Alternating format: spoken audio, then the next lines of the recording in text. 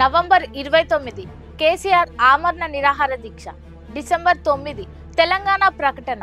ఈ రెండు తేదీలు తెలంగాణ మలి ఉద్యమంలో ఎంతో కీలకం. ప్రాణాలను సైతం లెక్క చేయకుండా ప్రత్యేక రాష్ట్రం కోసం పోరాడి చివరకు తెలంగాణను సాధించిన వ్యక్తి కేసీఆర్. ఆనాటి పోరాట ఫలితంగా ప్రతి ఏటా డిసెంబర్ 9న విజయ్ దివాస్ కార్యక్రమాలను జరుపుకుంటున్నాం. తెలంగాణ భవన్ లో కూడా నిర్వహించిన ఈ కార్యక్రమానికి మాజీ మంత్రి హరీష్ రావు హాజరయ్యారు. అసలు తెలంగాణ ఉద్యమం అంటేనే కేసీఆర్ త్యాగమని, ఆయన చేసిన పోరాట ఫలితమే నేటి తెలంగాణ అని చెప్పారు. కేసీఆర్ జీవిత పోరాటాన్ని ప్రజలందరికీ మరోసారి గుర్తు చేస్తూ తెలంగాణ అస్తిత్వం కేసీఆర్ తోనే నిలిచిందన్నారు.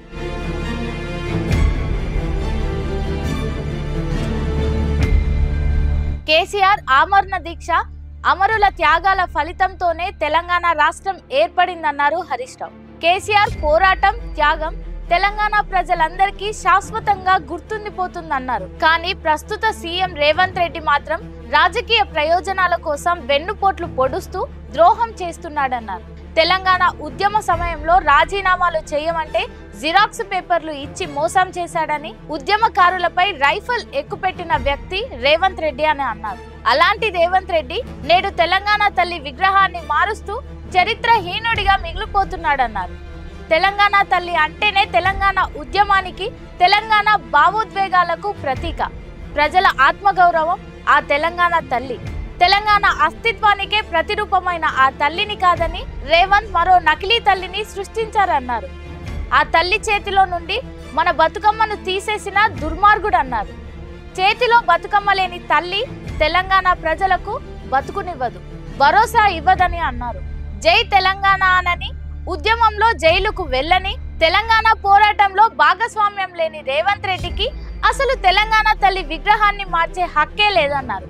ఎన్నికల ముందు తలరాతలు మారుస్తానని చెప్పి ఇప్పుడు తెలంగాణ తల్లి విగ్రహాన్ని మారుస్తున్నాడని మండిపడ్డారు హరీష్ రావు.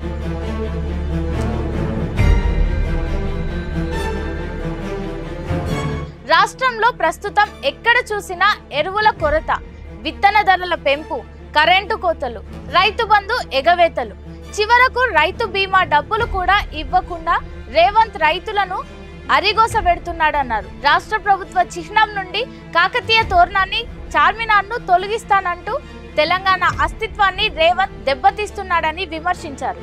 రవీంద్ర భారతి కంటే రామోజీ ఫిలిం సిటీ గొప్పదని, కాళోజీ, దాశరథి, గద్దర్ లాంటి మహానుభావులను కూడా చిన్నగా చేసి మాట్లాడుతూ తెలంగాణ ద్రోహిగా మారాడన్నారు. డిసెంబర్ 9న తెలంగాణ ఇస్తామని ప్రకటించి ఆ తర్వాత వెనక్కి తీసుకున్న సోనియా గాంధీని నాడు బలిదేవత అని, ఇప్పుడు అదే బలిదేవతకు గుడి కడతానన్నాడని అన్నారు.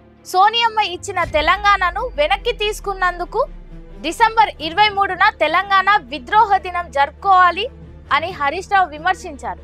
ఆనాడు ఢిల్లీ కాంగ్రెస్ పార్టీ కార్యాలయం ముందు యాదిరెడ్డి అనే తెలంగాణ బిడ్డ ఆత్మహత్య చేసుకుంటే సమైక్య పాలకులు యాదిరెడ్డి శవాన్ని ఏపీ భవన్ కు రానివ్వలేదన్నారు.